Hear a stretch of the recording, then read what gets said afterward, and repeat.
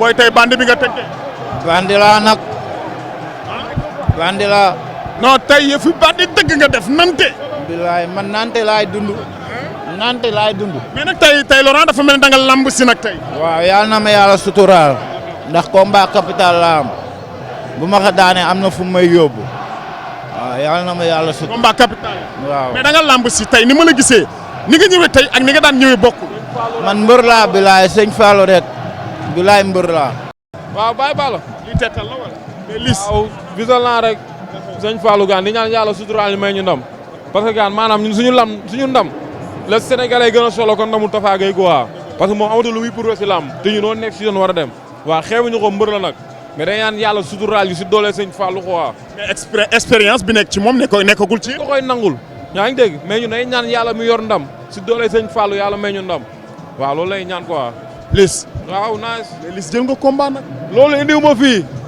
Pokola. indiwu ma fii le sëñ Fallou. man dara feesu samay bët. man góor laa góor gënu ma yàqu.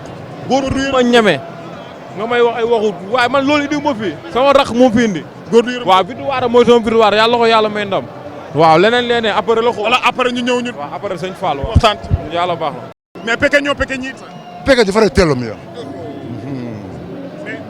mais nuyu naa la wala. kital mais naka mu. sant yàlla. mais naka mu tey dafa mel ni sa yaram dafa tàng dama la gis ngay boobu ba léegi taxawoo toogoo. lan la xew.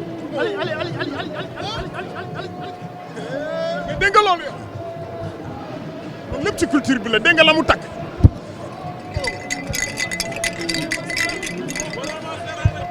waaye de lii waaye Moustapha Gueye numéro 2 mais Trabaxaar a ngi nii mais Trabaxaar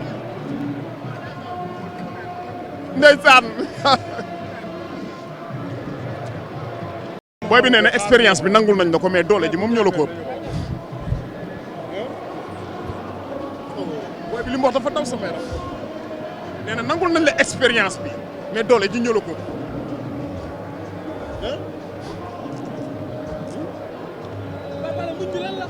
mais moo ma jaaxal